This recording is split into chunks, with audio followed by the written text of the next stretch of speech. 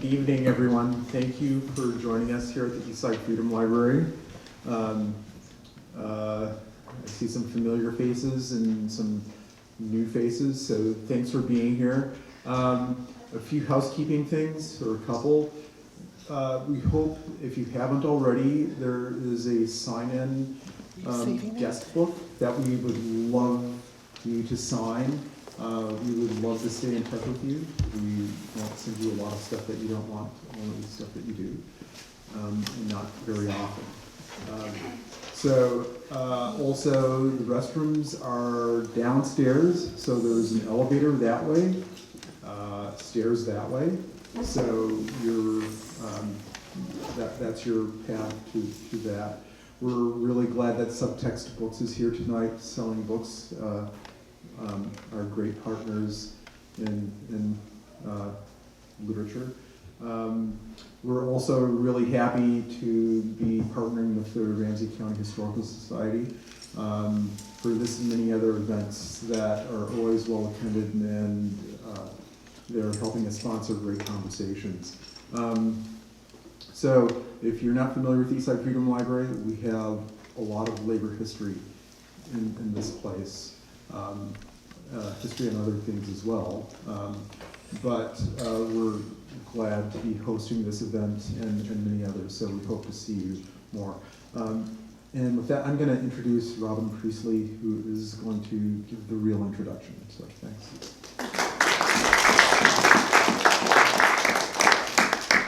Thank you, Clarence. And again, thank you all for coming. We really appreciate you coming out, especially on the first of our semi-fall chilly evenings. And again, we want to thank the Eastside Freedom Library for being our partner in this series of talks and presentations. All of these talks and presentations are made possible by members to the Ramsey County Historical Society. I know some of you have come and are members, and we so appreciate that. So in addition to supporting the programs, you also get our quarterly award-winning magazine, Ramsey County History, free admission to the Gibbs Farm, which is up on Lavender in Cleveland, and if you've got kids or grandkids, then 10% off day camps and so forth. So some of our upcoming programs that are part of our History Revealed series, and these are all free and open to everyone. On Thursday, October 24th at 7, John Deers will be coming to the Roseville Library, which is on Hamlin and County Road B, talking about 1,100 streetcars, the Twin Cities Rapid Transit Company. So it's a fascinating talk. This is the second time that we've had him come. The first time was completely sold out. So we're happy to be able to have John come back again. Then back here on November 7th, here at the Eastside Freedom Library at 7 o'clock, Martin Case will be coming to talk about his new book, The Relentless Business of Treaties. And it's a fascinating book. There's a copy on the table back there. So feel free to have a look at that and come and join us on November 7th for Martin's talk. Also, I want to reiterate that Subtext has copies of Megan's book in the back there. And I'm sure she'd be happy to sign them for you when she's done speaking. And Sue can help you in the back. And again, I have handouts with all of our upcoming programs. And if you are interested in membership in the Ramsey County Historical Society, I can help you with that as well. So without further ado, let me introduce Megan. Megan Marsnik is the granddaughter of Slovenian immigrants, the daughter of union activists, and a union member herself. She was born and raised in Biwabik, a small town on Minnesota's Iron Range, settled primarily by Eastern European and Scandinavian immigrants. Marsnik earned her MFA in writing and poetics from Naropa University in Boulder, Colorado, where she won the Jack Kerouac Award for Outstanding Prose, which is a great award. She teaches creative writing and philosophy to high school students in Minneapolis, and this novel, Underground, was the 2015 Star Tribune Summer Serial. So again, welcome to Megan Marsnik.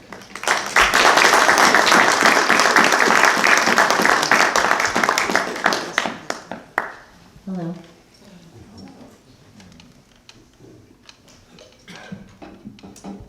How's the sound? Good? Thank you all for coming. This is very exciting. I was worried no one would be here. Look at you all. I want to give a shout out to Shelby Setniker. She was our accordion player. So Shelby and I were about a 20-minute canoe ride away from each other's houses. We grew up together, and her father was probably the most famous person from Biwabik. He was inducted into the Polka Hall of Fame. And he still lives through Shelby. So she's carrying on his legacy, and this is the second time she has helped introduce a reading on the Iron Range. It's very common to have special events begin with a button box for an accordion, so thank you to Shelby. I have a few other people to thank. John Zakels of the Twin Cities Slovenians. Thank you. He looked over an early draft of my novel and corrected my Slovenian. It was very necessary. And thank you also to my publisher, Bill. He has made a mission at Flexible Press of publishing Minnesota writers. So if you're looking to be published, contact Bill. And thank you to all my friends. Liz, hi. She designed the book cover. So that was really exciting too. Thank you, Liz. Okay, there's a lot of other people here, but I'm just gonna kind of get rolling here. I'll watch the time. But I'll know when you're bored, because I'm a teacher and people are bored with me all the time, and I'm pretty good at catching on. I started this book 10 years ago, so it's kind of a long time. I was in Biwabik, and there were a lot of people I was talking to who had a really strong negative sentiment towards immigrants. And I thought, what is going on? What is happening here? We're not that far removed, yet politically people were starting to shift, and they were also starting to shift, I think, against unions. And so I just started researching, and I thought, well, I think I'm gonna try to find out more information, and then it kind of ended up being this book. This book is about, I feel too short. This book is about the 1916 strike on the Mesabi Iron Range. It was brutal. The workers were intimidated. They were bullied. They were trying to organize. These are immigrant workers. When the mining companies got wind that they were organizing, they would roll giant boulders down the tunnels and maim and kill the workers. So eventually they had to change, and they kind of moved into the bars. So if you've ever been up to the Iron Range, you would see there are many, many bars for a small town. But the reason is, in 1916 in Biwabik, there were 37 languages spoken. That's how many wonderful different cultures were there, and they wanted to be with people who spoke their own language. And so the bars were really a social center. So they're still there now, and it's not because they're alcoholics. It's because that's part of the culture and the tradition. This strike, there are several of you here who probably know more about it than I do, is well documented in history. You don't read about it in your history books, but if you wanted to find out about this immigrant uprising and what the people did and what they sacrificed, you can find that. You can also find it in my book. Those are the more probably violent scenes. But I thought tonight I would actually not focus on those strike scenes, but instead focus on the women. This is a book about labor, and the uprisings are there, the strike is there, but it is also about the labor of women, which is often forgotten. And there are many, many ways that women labor. And this strike, eventually the women ended up having to take over the strike, which I'll touch on a little bit here, would not have happened without the courage of the women of the Iron Range. And so in a way, this is my love poem to the Iron Range, this book. So I'm gonna read a few snippets and introduce you to a couple of the women characters. There was plenty of dust, plenty of whiskey, plenty of red earth, trees, and rock. There were not enough women, so they were sent for. The women came from many countries: Italy, Norway, Sweden, Finland, Croatia, and Slovenia. They mostly traveled alone, but some dragged along small children or nursing babies. The lucky ones had been sent for by their husbands, who had been living in the iron mining community for a year, perhaps more. They had someone to greet them when they arrived. The least lucky were sent for by the brothel owners. Their passages out of the old country were paid in exchange for a year of service. Most of these immigrant women thought they would be tending bar, serving pints to the exhausted miners and lumberjacks. When they arrived, they quickly learned that other services were expected. They had no money and could not turn back. 16-year-old Katka Kovic did not fall into any of the usual categories. Her parents died, both from cholera.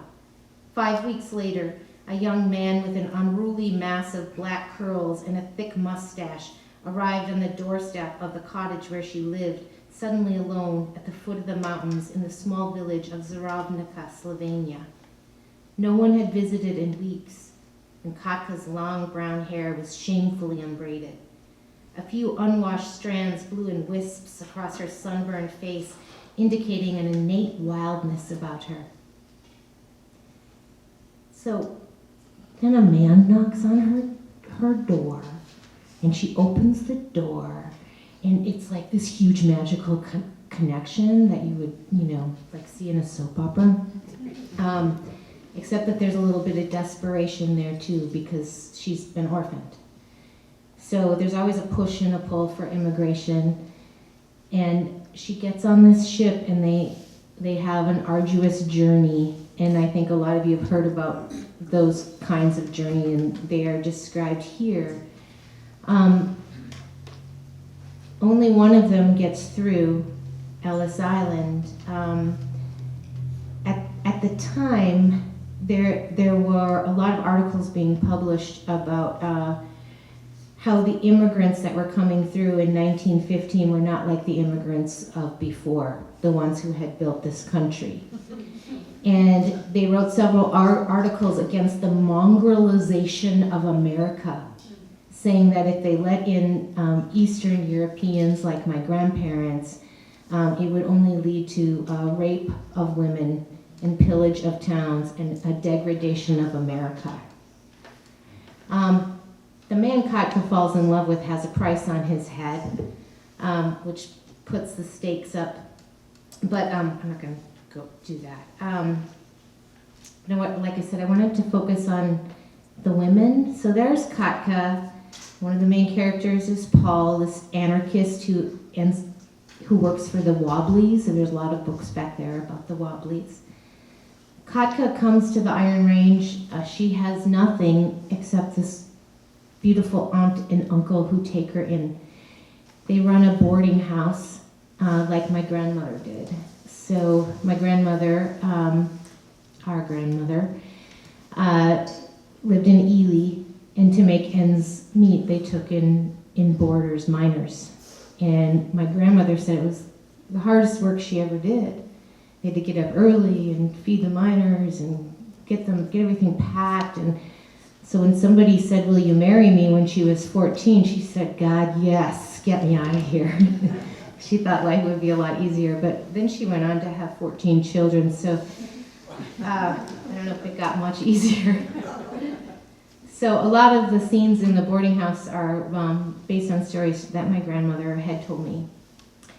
So Katka speaks 4 languages. My grandmother used to say, "Why is it in this country that if you speak more than one language, you're looked down upon?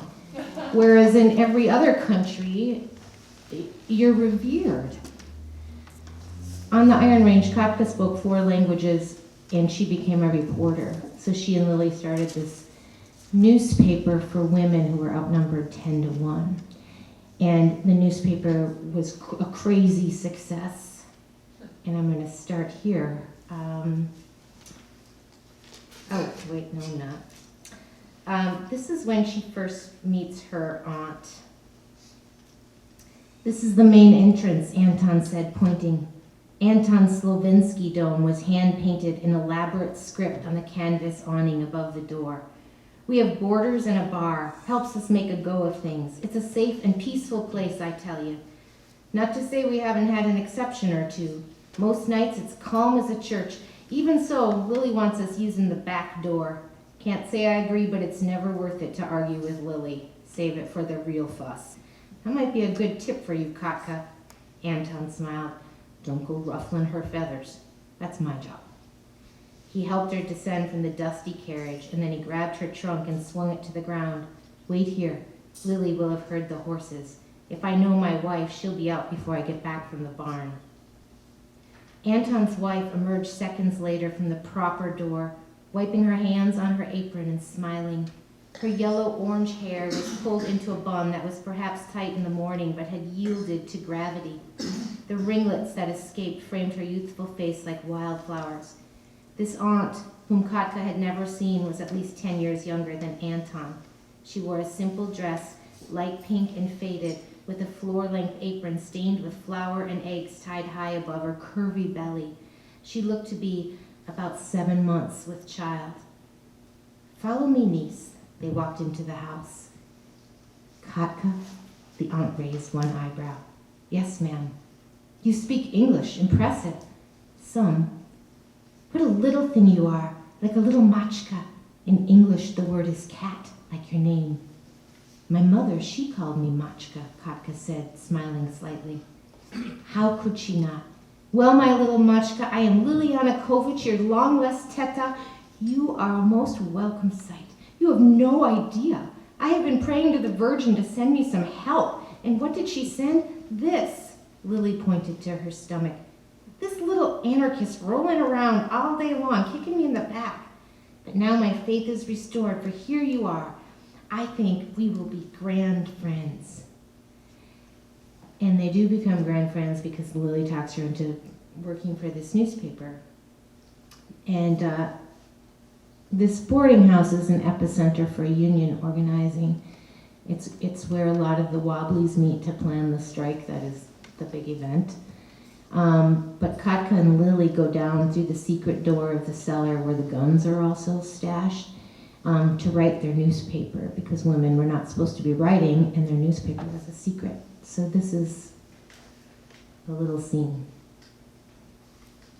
A Monday morning, after Anton and the miners left, the two women crawled into the cellar. Lily took out a match and lit the lantern. The light cast its familiar soft red hue over the guns, the writing material, the covered crates, even their faces. Katka smiled when she looked at her aunt. Her strawberry hair looked alive, like the sky had on her passage over just before the big storm. They sat at the table, and Lily produced the canvas bag, which she promptly flipped over. Coins spilled out. $2.20, Lily said triumphantly. Sold out in a day, can you believe it? My deliveryman left the printer a note with our earnings. It read, next month print double and we'll both be rich. She lifted her coffee cup to a toast. To us. To us, Katka said, smiling. Oh my, Lily said, suddenly gripping her stomach. What is it, Teta? Lily stood up slowly, holding her back with her right hand and her belly with her left. She winced in pain. Is it the baby? Katka whispered, knowing full well that it was too early. You stay here. I'll find help. No, I have to get out of this cellar. She was gasping now. Help me. She pointed toward the wooden ladder, resting securely on the hooks that led to the main floor. Teta, I don't think you should be climbing the ladder. Help me up. Do as I say, please. Katka yanked on the rope to unroll the rug above and climbed the ladder to release the floorboard. Then she turned back for Lily, who promptly vomited on the cellar floor. Oh no. Katka guided Lily toward the ladder and told her to put both hands on it. It was not a long way to go, perhaps 6 feet, but it felt like a mountain. She wrapped her own body around Lily's, and they spooned their way up to the first floor. Katka pretended not to notice the small spot of blood on the floor as she led her aunt to the upstairs bedroom she shared with her uncle. She whimpered with every step. Finally, in the bed, Lily lay down and started to cry. Go to the butcher's shop down at the edge of town, Lily said. Tell Mr. Sherrick I need his wife. Tell her to hurry, then come back here as quickly as you can. Katka ran as fast as her legs could take her. She had never been to the butcher's shop. Anton always prepared his meats himself. As she ran toward town, she encountered a man standing next to his horse who was watering at the stream. "Sir," she said in English, "you know Mrs. Sherrick?" "Baby coming?" Katka nodded. The man took her to the Sherrick residence. Mrs. Adeline Sherrick, a woman in her late 40s, spoke to Katka briefly, then grabbed a bag.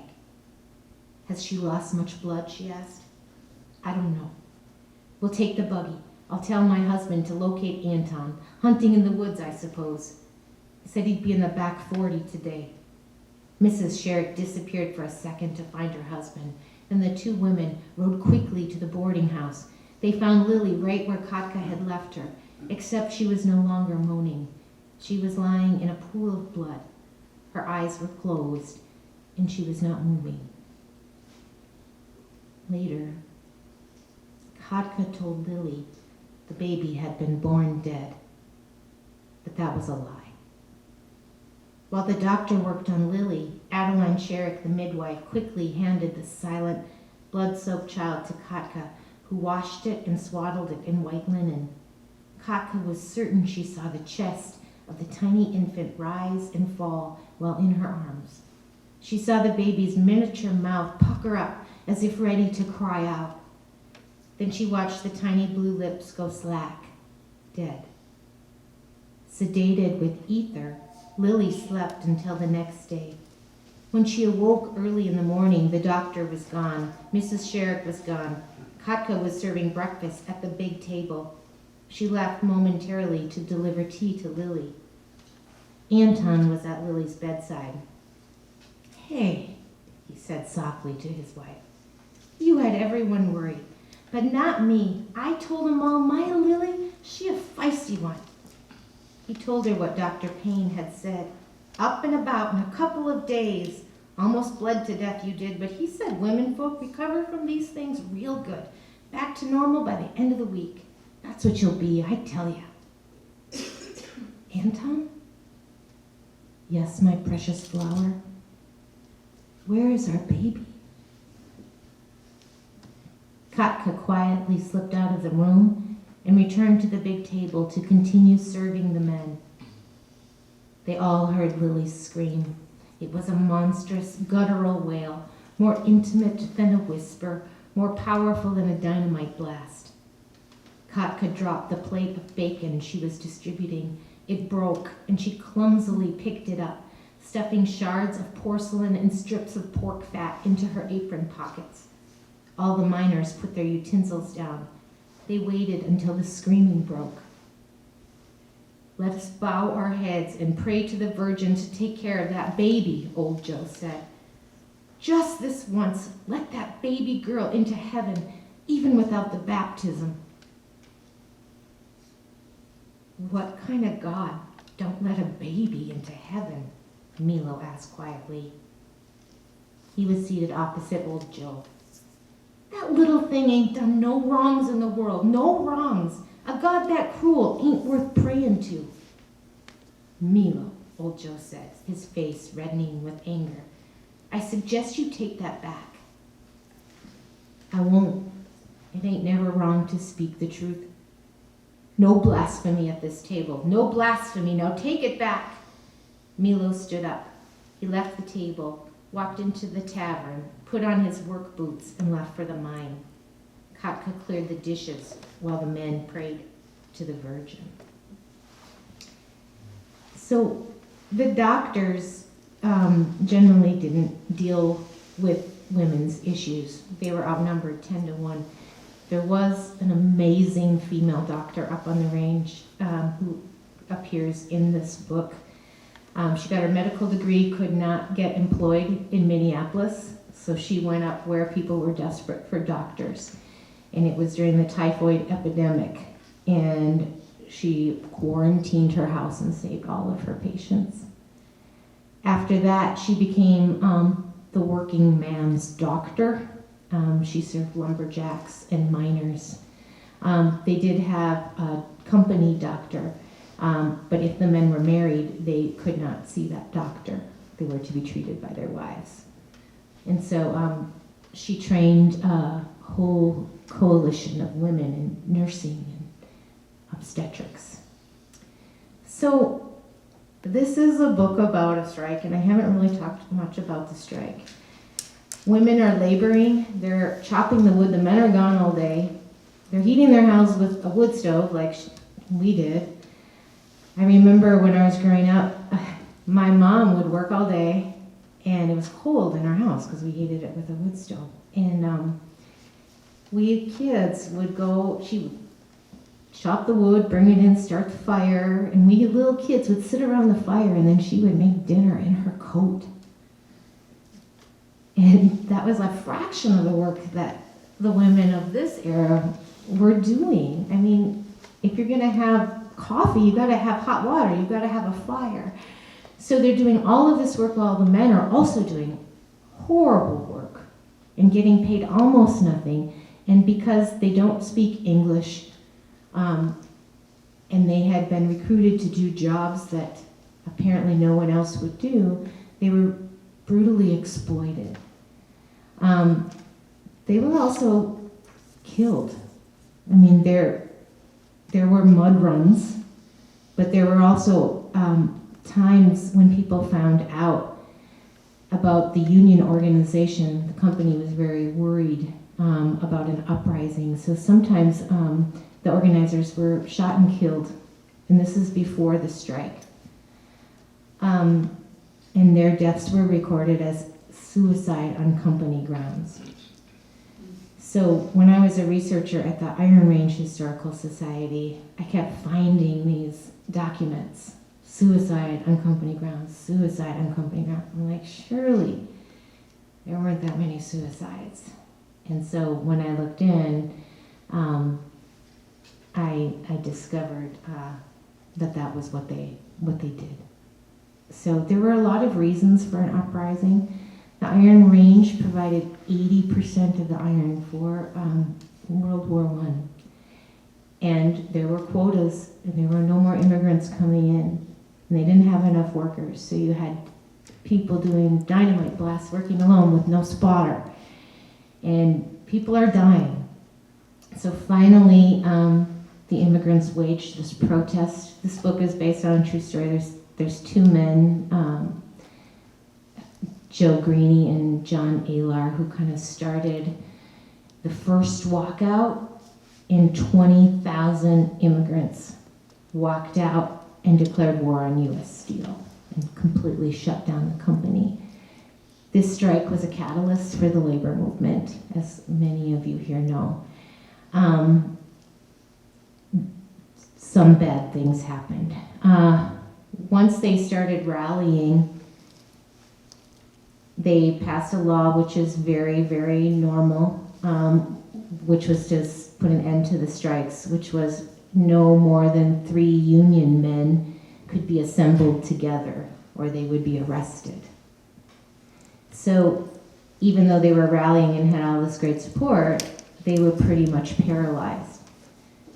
Katka ends up joining the Wobblies, the International Workers of the World, and becomes a reporter for them to tell the minor side of the story. The newspapers are bought out by the company. So there are all of these sources that I found through the Historical Society that were in other languages. They were in Slovenian, they were in Italian, Croatian, Serbian, that would tell the story of the strike and what the women did. So she becomes a member of the strike task force, as does the midwife who knows everybody. And they're trying to figure out what to do. So this company is meeting underground in a bunker, trying to plan for the Wabu organizers. Adeline Shirk stood up. Katka and I have a proposal. Yes, we do, Katka chimed in. Tell them, Adeline. The law specifically states that no more than 3 union members can assemble together on public property. Yes, Adeline, we know. Well, Katka and I are not union members.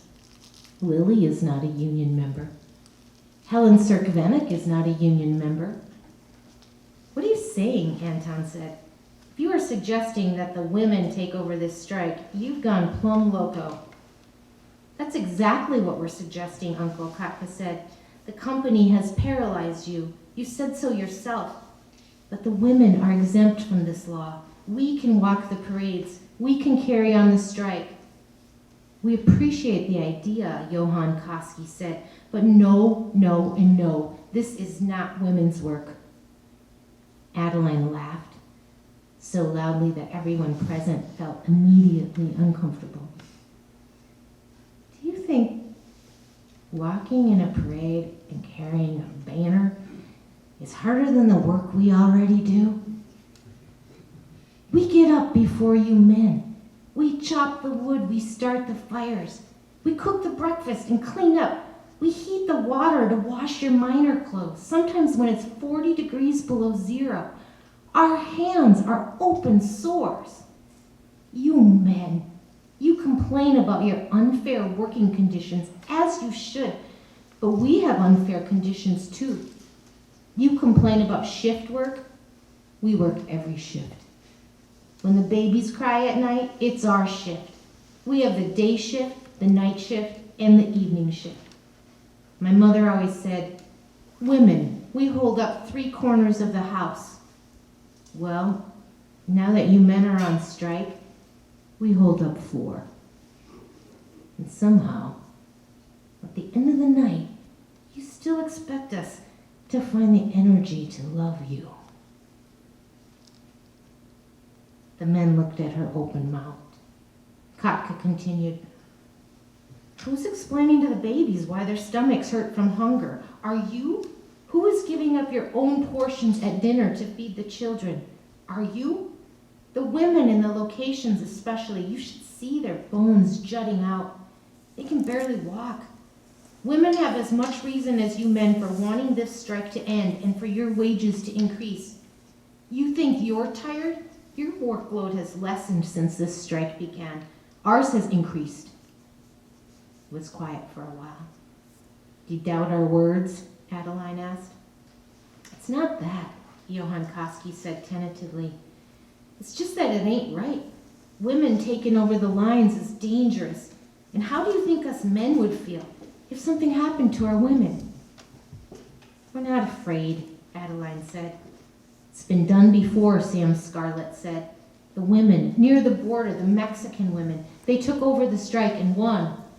And don't forget the garment workers, Tresca said.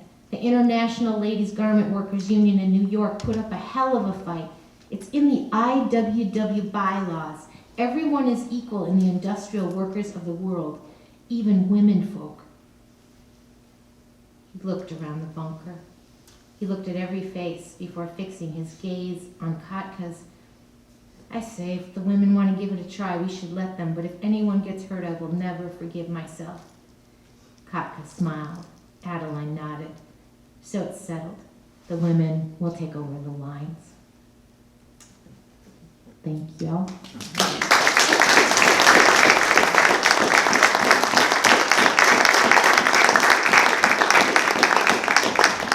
Phil, you're a really loud clapper. Thanks. I appreciate that. If anyone has any questions or comments about the book, if you want me to read the whole thing.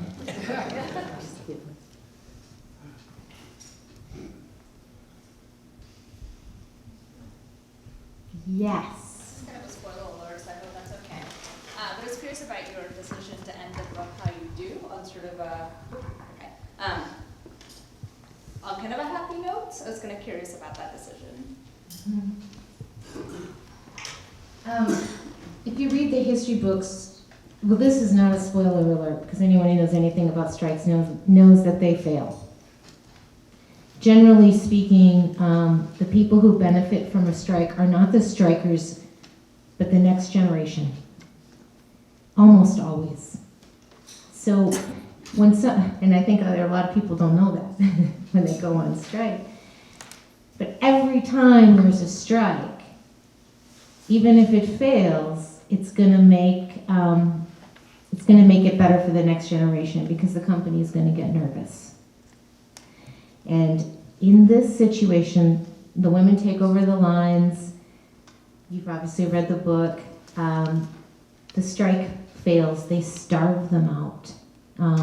They refuse to negotiate with foreign-borns. In fact, there's a place in here, I almost tagged it, where they talk about how they do not want to negotiate with immigrants because then the immigrants will think that they're just like them. And what would happen if these immigrants on the Iron Range won? What next? The colored people? The Indians? So they said by not negotiating with the Union, they were preserving America. So yes, the strike was a failure in many senses, but within 4 years, every demand that the strikers made was met. And that's how it works, because you can't say that you're giving in to an oppressed people. So in my head, at the time, I knew it was a failure, and of course, there were those murders that happened in the Cincinnati location where my parents owned a store. So when I was first doing the research, and I found out there was a boarding house that was raided, people were killed. When the strike was at its worst possible condition, they started to use the women. So if the men refused to cross the picket line, they would threaten to sexually abuse their wives or their daughters. And so it becomes a very, very difficult situation. But I do feel that we have to look at history in a larger scope than just the moment. And that's why I think this book matters.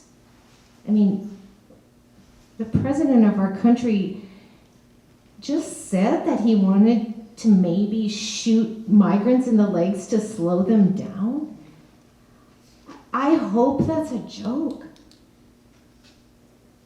It's happened before. It's crazy.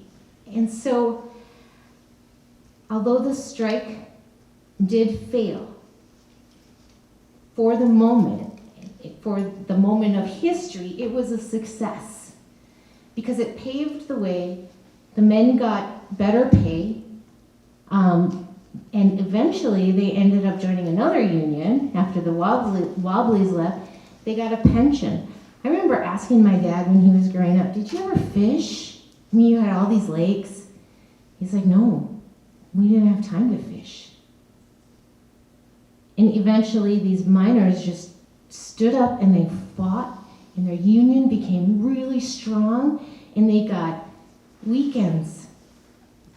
And they got a pension, which was taken away later on. But these were huge victories for workers. And when you're in a union and you're fighting, you're not really fighting for yourself. You're fighting for the next generation, but you are also raising the wage of every other worker who is not in a union, because they have to compete with union wages. So that is why the unions are so crucial.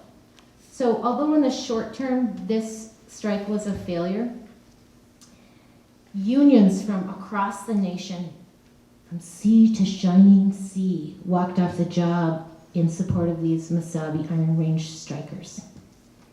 And they built up their own means of resistance. They saw what these immigrants were able to do, and it inspired them to work for better conditions for them. So overall, I felt like, although I knew a lot about the strike and there was a lot of horrible, awful things, I was so proud to be from there.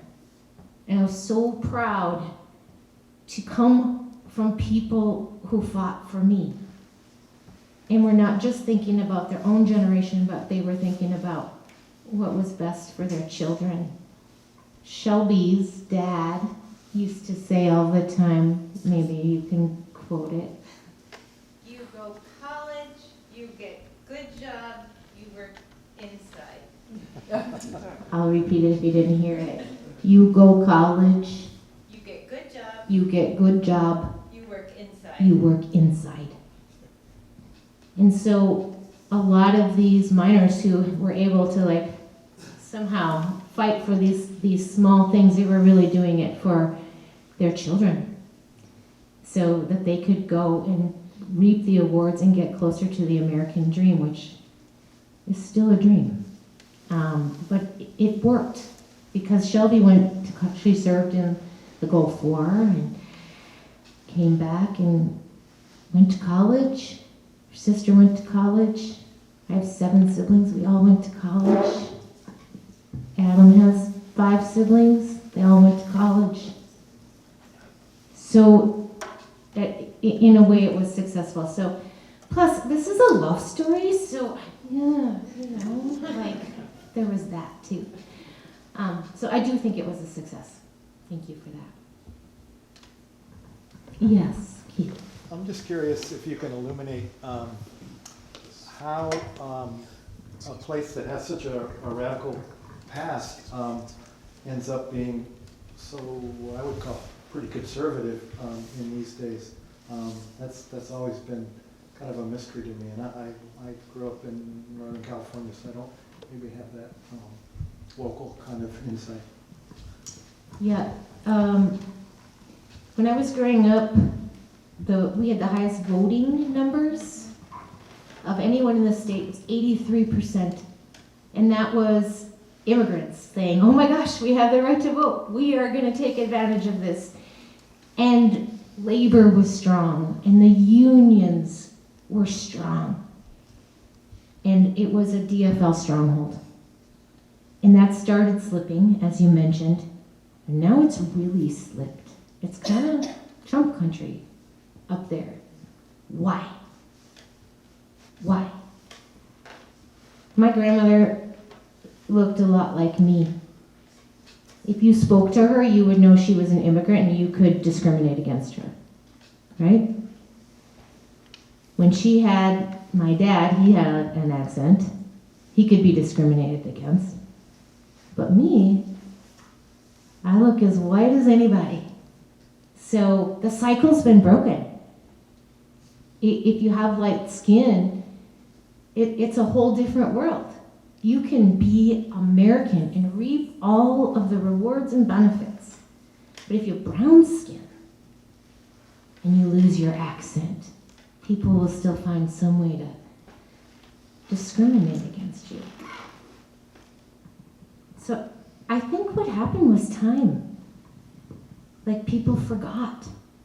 People forgot that their own grandparents or parents went through the same struggle that the asylum seekers are going through now.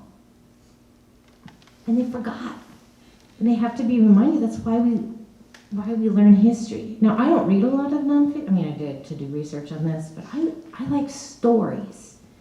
So my thought was, well, what if I just wrote this as fiction?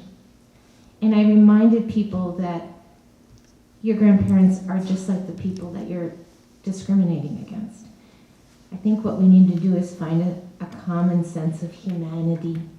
And we need to remember that we are all humans. We're all running from something. And we need to reach out. And I hope it will change. I think it is changing. I don't know. I hope so. Yeah. Shannon, one of those things. Sorry, Megan. We have like 500 cousins. I know. So Yeah. I'm sorry. I knew which one you were. Yeah.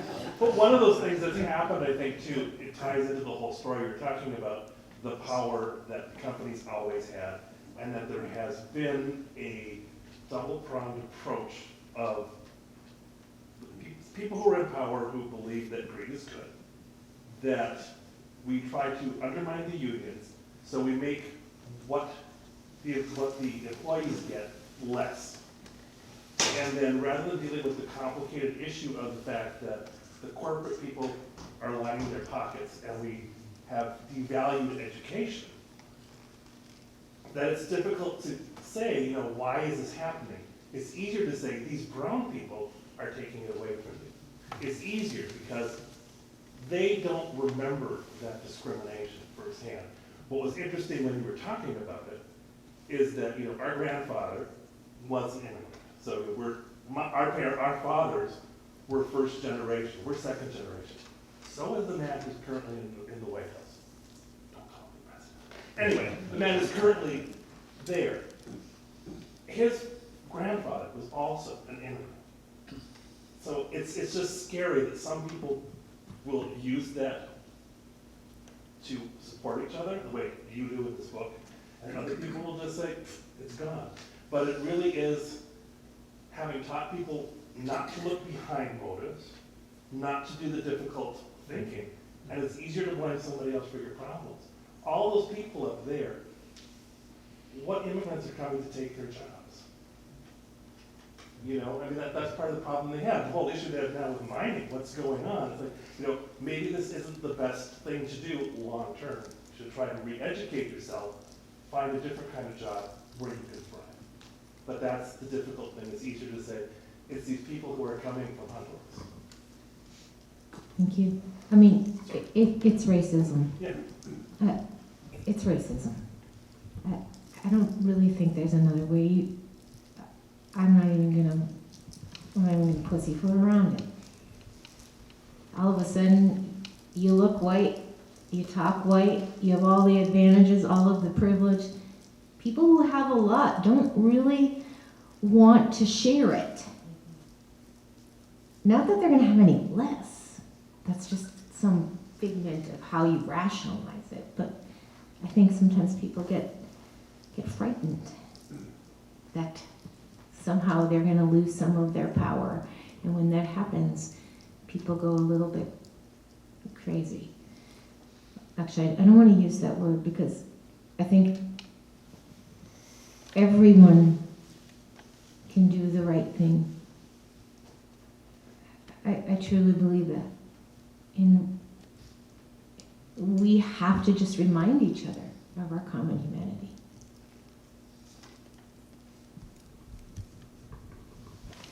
I came late, so if you talked about Eugene Debs, if you did, then don't say anything now, but if you didn't, could you say something about his role? Sure. Eugene Debs ran for president, 6 times, Keith?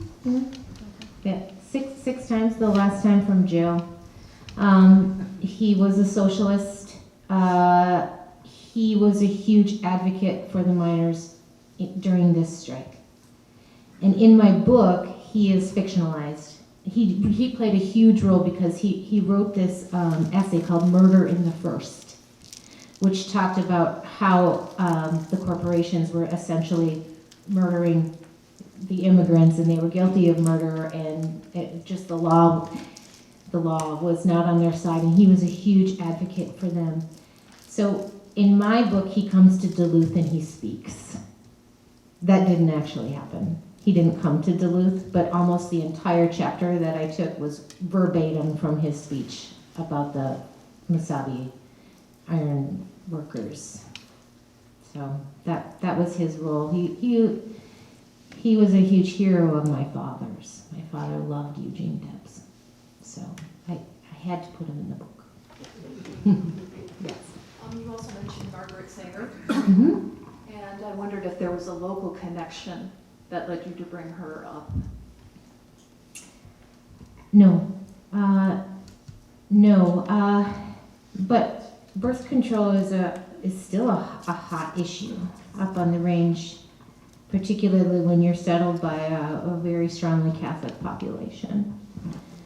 But women used it. And there were many, many reports of women up on the range trying to get birth control because, my grandma did it, but not everybody can have that many babies. And they die in childbirth. And before there's a pension, who takes care of their kids? Who takes care of them? So birth control, I think a lot of people think it's just one issue, but it's actually completely related to how people can get ahead. If you can control your reproductive freedoms, then you have a lot more control over your life. These women got married, and a lot of them were loving relationships like Lily and Anton in the book. But where do they go? I mean, they can't leave a marriage. There's no way to make an income except doing people's laundry. And the more children you have, the harder that would be. So I found it in all kinds of weird places. And also, of course, the other stories that come with not being able to get birth control. They were there too. So it's just a secret. Yes. So, anyway, I can see this book being of interest to lots of people in Minnesota, not just Iron Rangers, and a lot of other really good books that I've read from different publishers. They help put together guides for book clubs to kind of trigger conversations, and I can see, I already know several groups that are interested in doing this for book clubs, and I was wondering if someone has put together something already, or if there's plans to maybe help put something together to trigger book club conversations? Well, there is now. Thank you for the suggestion. Yes. In February, this book will be the featured book for the History Book Club that is held at the Roseville Library every third Wednesday of the month. So you might want to keep your eyes out for that on our calendar and the Ramsey County Library's calendar as well. So we are doing it as a book club book. So we don't have any study guide or anything like that, but read the book and come join the conversation. And maybe encourage other people to do likewise. I could maybe put together a study guide. Or the publisher can put together a study guide. Yeah. Hey, Meg, would you just say something about what happened to the women who started in the brothels? I just think that's so interesting where they ended up and some people might not know. Oh, yeah. I love that story. Well, the men were recruited to work in the mines, and there were hardly any women. That's how the book starts. The women would come in, and they would get off the trains, and immediately they would realize that what they had been promised was a life of prostitution. And so, unlike Katka, who had family, a lot of the women who came alone ended up, that was their first job on the Iron Range. But there were so few women that the majority of the women who worked in the brothels, their contracts were bought out by men. And so they would pay the brothel and get the woman. So it's almost like they bought them. And many of the women were very grateful to be bought out of these contracts, but still, it was a transaction. So when I was researching this, I was in Gilbert meeting with this old historian. She's a fabulous woman who had all kinds of secrets she would not tell me. But I asked her, I said, do you have the names? Do you have this on record of the women that, their contracts were bought out? And she said, yes, I do. And I said, well, can you give them to me so I can interview some of these women? And she said, no, I will not. And I said, why not? And she said, the grandchildren still live here. This is their story to tell, not yours. And the integrity of a historian, I really appreciated that she would not reveal the identities even though she had it. She also had the IWW Wobbly Charter. The Historical Society was in the old jail. They had moved it to the jail. It had moved so many times, but she had all this IWW paraphernalia. She showed it to me. She gave me some of it. She gave me the little red songbook that inspired a lot of the scenes in the book. She just had them. She had like 10. So, and there were a lot of communists. There were a lot of communists who lived just east of Biwabik. A lot of the Finlanders were members of the Communist Party. So, Finns. I say all these ethnic slurs. When I published this in the Star Trib, I was using the language that everybody used up there. It's that, language is is flexible. There are things you can say if you're part of a group that you can't say if you're not.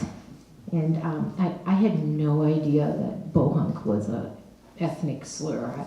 I'd always thought of myself as one. So I'm still learning, I guess. So John? what's been the reaction to your book on the range?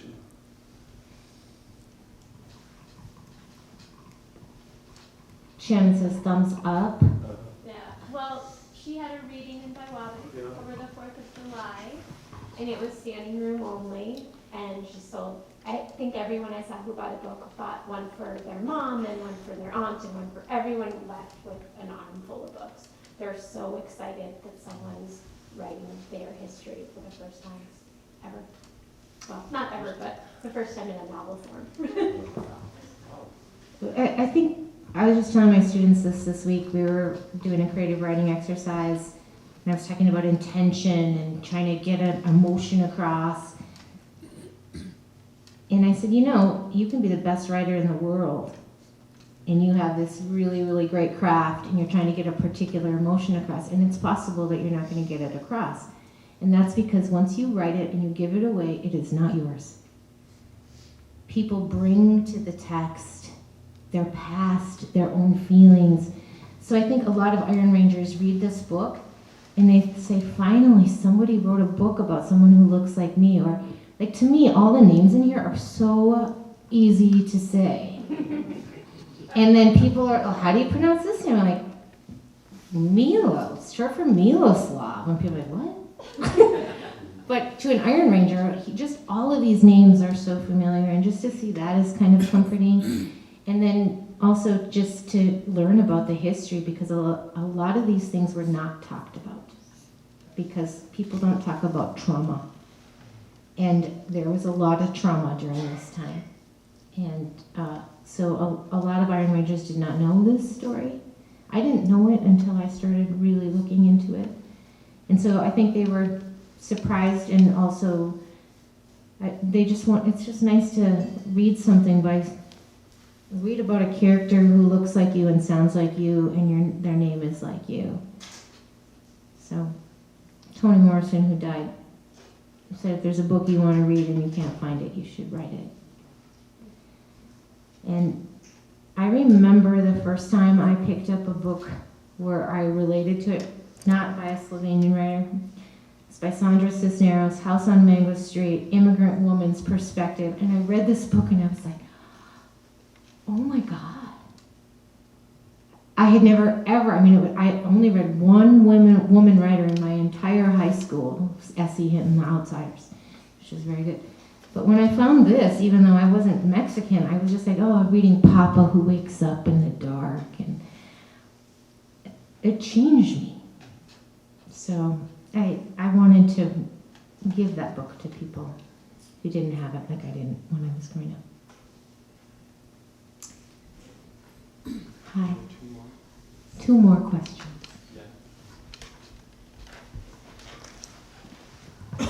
So today we see a lot of people see the immigrant workers as people who steal their jobs. So that kind of like, how do you or we to deconstruct this kind of idea and then to build up solidarity?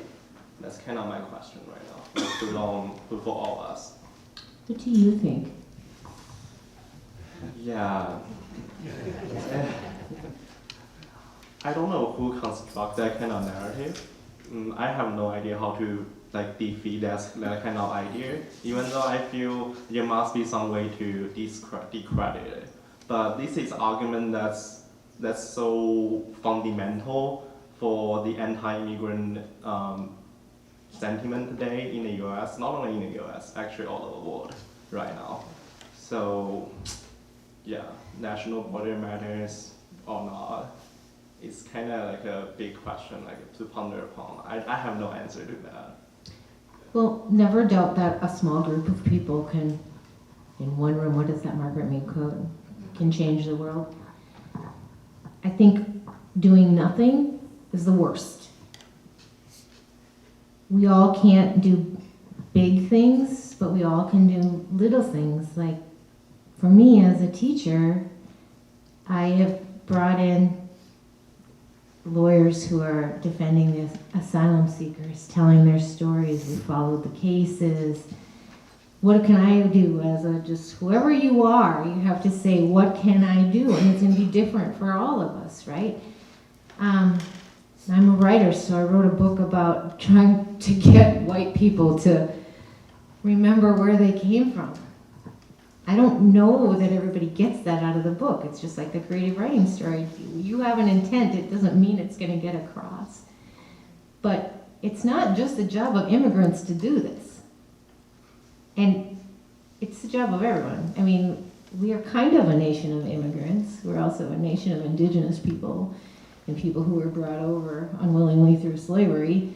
It's everybody's job to talk about dignity and humanity, and even to treat people with whom we disagree with dignity and humanity, and that's hard too. I had a student say, Ms. Marsnik, how can we listen? If we listen to the opposition that is so inhumane, then aren't we being complicit? Shouldn't we stand up and say no, no, and stop the conversation? And I didn't know how to answer it. I mean, I said, there are so many times when I have wanted to do that and just say, I'm going to unfriend all my Trump supporters, except the fact that I know they're human beings too. And you can't change a person if you unfriend them. That's a weird cultural thing in America, unfriending. Brother Ali came to talk to my class. He's a rapper. He said, in no culture do you unfriend somebody, you figure it out. You know? And it's really nice to say, I'm going to build a wall because you want to build a wall. Maybe that is the answer. I haven't figured it out. Taisha. I broke my hand, and Taisha typed my edits for me. I stood over her shoulder. She's a fabulous human being. It was a piece of work that day. I was also on pain pills. I have more of a comment, not really a question, but like in the era of this book, you know, it was white immigrants who were discriminated against, and now we're in 2019, and it's only the brown immigrants that are discriminated against. It's not any of the white countries that you named early on when you were talking about the book. So I just wonder what morphed, what changed. Is it because of color of skin? There's not a wall going up in Canada. There's only a wall in Mexico. Yeah. You know, so, and there's not people being blocked from anywhere in Europe, only from Africa, the Caribbean, Mexico, you know, South America. So I guess my question is, how can someone take this book about immigration and apply it to people that they feel like are less than them? I don't know. I hope that they do. I mean, maybe a flaw in this book is, you know, there are no characters who have brown skin. Maybe if I had put one in, it would have been a little bit easier, you know? But, you know, I mean, that's what you have your master's degree in. Race is a construct. So, you know, when the Irish came over, they were not considered white. And when the Slovenians came over, they were not considered white. That developed over time, and it is linked to accents. I swear, it is linked to accents and color of skin.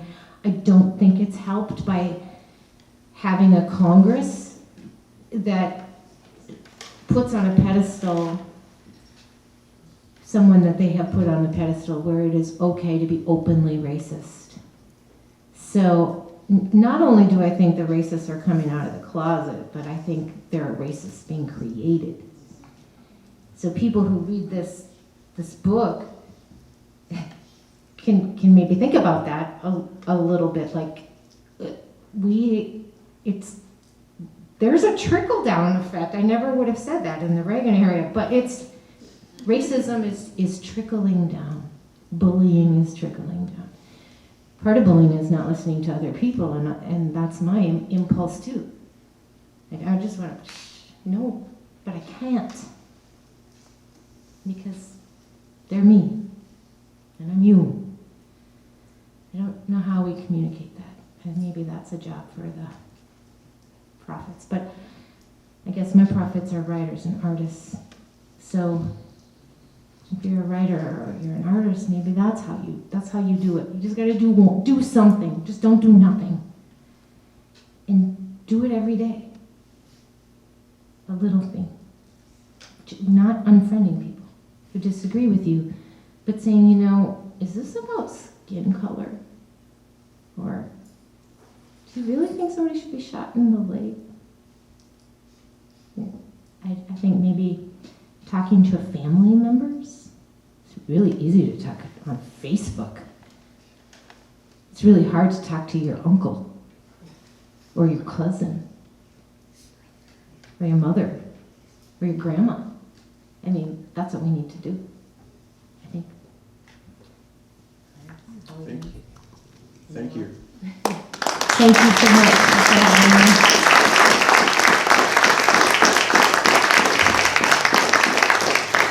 Books are on sale. They make really good presents. They do.